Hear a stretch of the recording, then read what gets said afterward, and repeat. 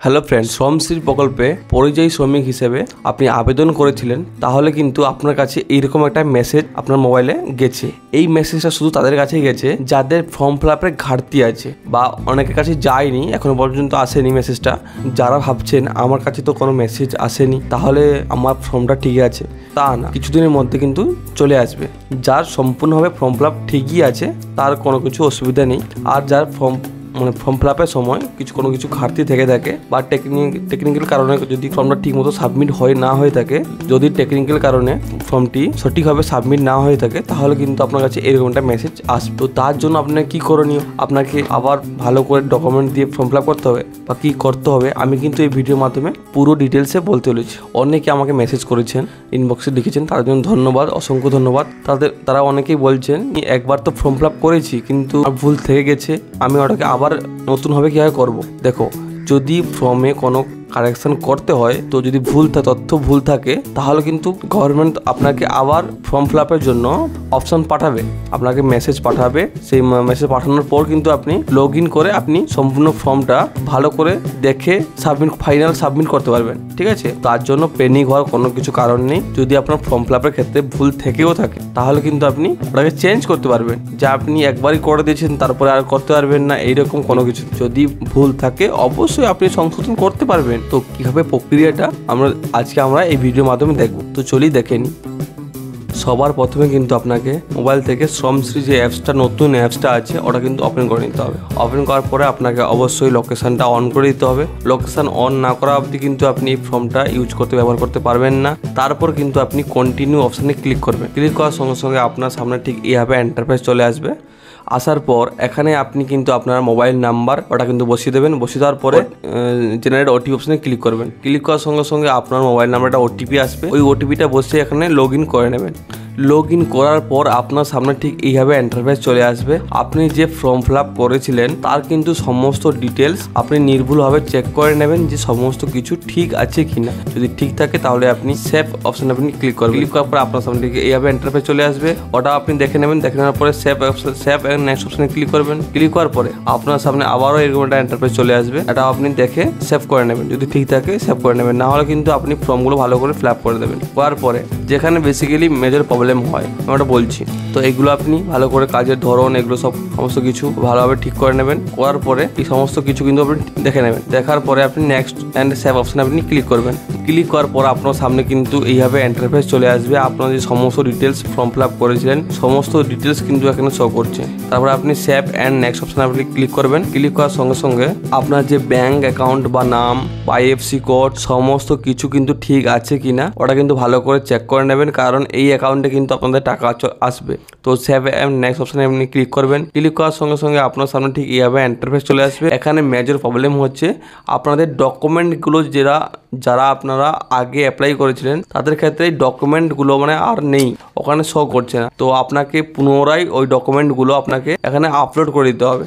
এখানে ফটো থেকে শুরু করে ফটো, আধার কার্ড, ব্যাংক অ্যাকাউন্ট এবং ভোটার আই কার্ড এটা কিন্তু আপলোড করে দেবেন। করার পরে এই যে পাসপোর্ট আর যে রেজিস্ট্রিড ওটা কিন্তু আপনি ম্যান্ডেটারি নয়, ওটা না দিলেও চলবে। তারপর আপনি সেভ এন্ড নেক্সট অপশনে ক্লিক করবেন। ক্লিক করার পরে আপনার কাছে ঠিক এরকম একটা ইন্টারফেস চলে আসবে। আপনি যে বাইরের রাজ্যে আছেন, আপনি কবে আপনার রাজ্য পশ্চিমবঙ্গে ফিরতে চান তার কিন্তু ডেটটা আপনি অবশ্যই বসাবেন। ওই ডেটটা ভালো করে না বসালে, সঠিকভাবে না বসালে কিন্তু আপনি যে বাড়ি ফেরার যে 5,000 টাকা আপনি কিন্তু পাবেন না। তো এটা কিন্তু আপনি ভালো করে বসিয়ে দেবেন, এটা ঠিক মতো বসিয়ে দেবেন। বসিয়ে দেওয়ার পরে আপনি কোন রাজ্যে থাকেন ওই রাজ্যের নাম কিন্তু আপনি এখানে বসিয়ে দেবেন। বসিয়ে দেওয়ার পরে তার মাধ্যম আপনি ট্রেনে যেতে চান না ফ্লাইটে না বাসে সিলেক্ট করবেন। করার পরে আপনি যে বাড়ি ফিরছেন কি কারণে, ওই কারণটা এখানে আপনি বসাতে হবে যে কি কারণে আপনি বাড়িতে ফিরতে চাইছেন। সেখানে জবের অভাব বা ভাষা নিয়ে, বাংলা ভাষা নিয়ে প্রবলেম, ওটা কিন্তু আপনি এখানে বসিয়ে দিতে পারেন।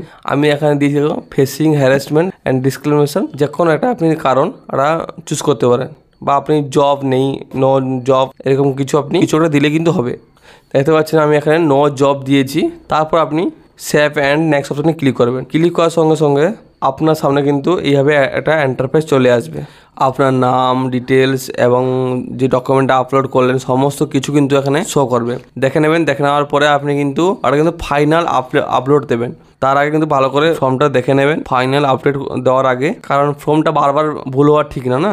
তো এখানে আমরা সব দেখে নিয়েছি। তারপরে ফাইনাল সাবমিট আপনি ক্লিক করবেন। তারপর কিন্তু আপনার সামনে কিন্তু এইরকম একটা ইন্টারফেস চলে আসবে। দেখতে পাচ্ছেন আপনার যে বর্তমান লোকেশন কোথায় ওটা কিন্তু শো করবে এবং ভ্রমণের সহায়তা মানে আপনি যে বাড়ি ফিরবেন তার সহায়তার জন্য আপনাকে কিন্তু টাকা দেওয়া হবে, ওটা কিন্তু এনেবেল আছে।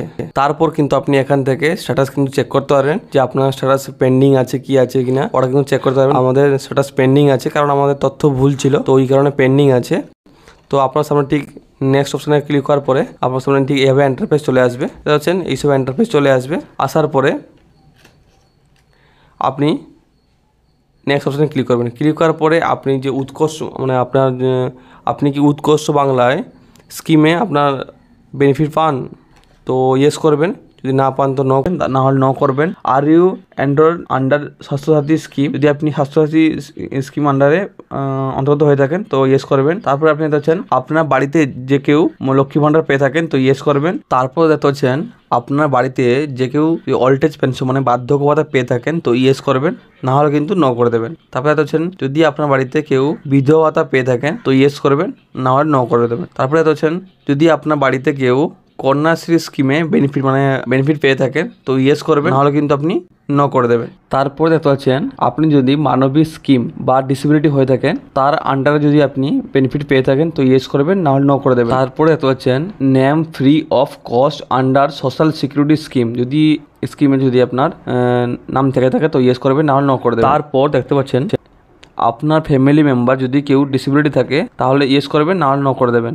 তারপরে হচ্ছেন যদি আপনার কোনো ফ্যামিলি মেম্বার বাংলা শস্য বীমা ইন্স্যুরেন্স যদি স্কিম থাকে তাহলে ইয়েস করবেন, না হলে ন করে দেবেন। তারপর হচ্ছেন কৃষক বন্ধু স্কিমে যদি আপনার পরিবার কারো নাম থাকে তো ইয়েস করবেন, না হলে ন করবেন। তারপরে হচ্ছেন কিষাণ ক্রেডিট কার্ড, যদি আপনার বাড়ির কারো কিষাণ ক্রেডিট কার্ড থাকে বা আপনার থাকে তো ইয়েস করবেন, না হলে কিন্তু না করে দেবেন, ন করে দেবেন। তারপরে দেখতে পাচ্ছেন যদি আপনি স্কলারশিপ পেয়ে থাকেন তো ইয়েস করবেন, না ন করে দেবেন যদি আপনার ফ্যামিলিতে। তারপর নেক্সট দেখতে পাচ্ছেন স্টুডেন্ট ক্রেডিট কার্ড, আপনার বাড়িতে যদি কেউ স্টুডেন্ট ক্রেডিট কার্ডের স্কিমে অন্তর্ভুক্ত হয়ে থাকে তো ইয়েস করবেন, না হলে ন করে দেবেন। তারপর দেখতে পাচ্ছেন আপনার ফ্যামিলি যদি ওবিসি এসটি এসসি কার্ড থাকে তো ইয়েস করবেন, না হলে কিন্তু ন করে দেবেন। তারপরে নেক্সট দেখতে পাচ্ছেন ভবিষ্যৎ ক্রেডিট কার্ড, যদি আপনার ভবিষ্যৎ ক্রেডিট কার্ড থাকে তো ইয়েস করবেন, না হলে কিন্তু ন করে দেবেন।